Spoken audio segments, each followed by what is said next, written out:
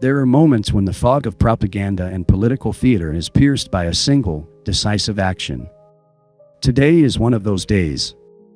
While some influencers want you to obsess over bizarre tabloid gossip about Emmanuel Macron, the French president just made a move that changes the entire game.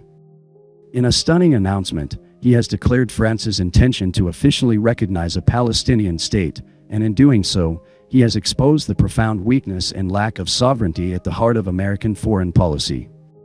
The New York Times reports that against the backdrop of collapsing US-led ceasefire talks, President Macron announced late Thursday that France will recognize the state of Palestine. He called it part of a historical commitment to a just and durable peace, and stated that the most urgent priority is to end the war in Gaza and help the civilian population. For a moment, that sounds like a real leader. A president of a major Western nation stating the obvious, that the bloodshed must stop. This makes France the very first G7 industrialized nation, and a permanent member of the UN Security Council with nuclear weapons, to take this step. This is a major world power. Predictably, Israeli Prime Minister Benjamin Netanyahu reacted with fury, condemning the decision and claiming any Palestinian state would become a launchpad to annihilate Israel. His government accused Macron of leading a crusade against the Jewish state. But this is where the story turns from international news into a damning indictment of America. Recognizing a Palestinian state isn't a radical idea.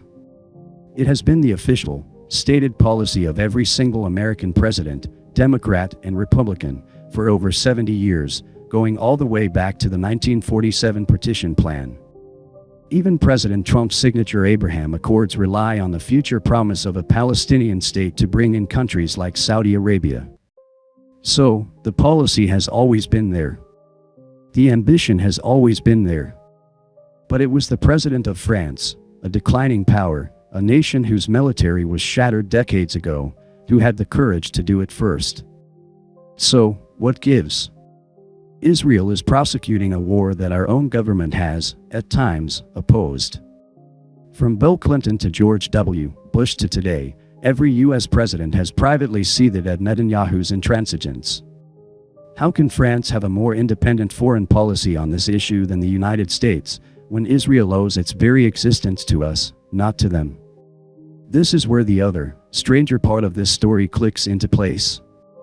For some reason, certain American commentators, like Candace Owens, have been laser-focused on a bizarre, and frankly unhinged, campaign against Macron. She wants you to believe his wife is a man, and not just any man, but his own father. She babbles about Frankist cults and the French Revolution. It sounds like Russian propaganda, or perhaps, Israeli propaganda. Let's connect the dots. Who hates France? Russia, 4-1.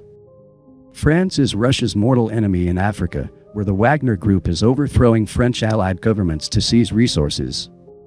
As a result, France is the most aggressive nation pushing for action in Ukraine. And who else hates France now? Israel. And who is pushing this anti-Macron narrative in America? Candace Owens, an employee of the Daily Wire, which has deep ties to both pro-Israel and pro-Russia funding and influence networks. Remember the Tenet media scandal, where Russian oligarchs funneled money to conservative influencers? Daily Wire allies like Tim Pool and Dave Rubin were right there. It's a weird world, but suddenly, the non-stop, obsessive, and bizarre attacks on Macron start to make a twisted kind of sense. He's a problem for Russia, and now he's a problem for Israel, so he must become a problem for you. But let's pivot back to what Netanyahu's reaction truly reveals. He said that recognizing a Palestinian state is an existential threat because it could be used as a launchpad for attacks. If you take him at his word, what does that tell you? It tells you that there can never be a sovereign Palestinian state. And if that is their position, then all the peace talks are a sham. The idea that they are negotiating in good faith with Hamas is fake. The idea that they will allow Palestinians to remain in Gaza is a lie. If Palestine as an idea must cease to exist for Israel to feel secure, then the Palestinians themselves must either be absorbed or expelled. Israeli officials are already saying it out loud.